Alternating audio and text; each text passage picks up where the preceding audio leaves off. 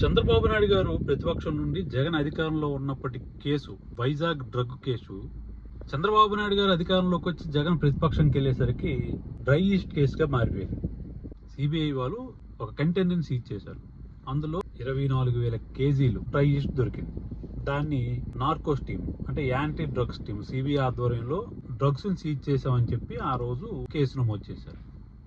నమోదు చేసి విచారణ కూడా వేగవంతం చేశారు ఆ రోజు. అయితే అప్పటి ప్రతిపక్షం, ఇప్పటి అధికార పక్షం దాన్ని విచ్చలవిడిగా, వైసీపీ ప్రభుత్వంలో విపరీతంగా డ్రగ్స్ రాష్ట్రంగా మారిపోయింది, వైసీపీ ప్రభుత్వం డైరెక్ట్గానే ఎలక్షన్ కోసం డ్రగ్స్ని తీసుకొచ్చి అమ్ముతుందని చెప్పేసి పచ్చి అబద్ధాలు ప్రచారం చేశారు. వాస్తవానికి ఆ డ్రై ఈస్ట్ని తెప్పించుకున్న వారు ఉన్నారు, వాళ్ళందరూ పురంధేశ్వరి కొడుకు కూడా అందులో భాగస్వామి అయినప్పుడు కూడా వైసీపీ పైన బురద జల్లారు. మన రాజ్యసభలో వైవి సుబ్బారెడ్డి గారు అడిగిన ప్రశ్నకి వైజాగ్లో సంబంధించి డ్రై ఈస్ట్ కేసు ఏమైందని అడిగితే కేంద్ర మంత్రి జితేంద్ర గారు దానికి సమాధానంగా అందులో ఎటువంటి డ్రగ్స్ లేవు, డ్రై ఈస్ట్గానే పరిగణించి కేసు కొట్టేశామని చెప్పేసి ఆయన చెప్పడం జరిగింది.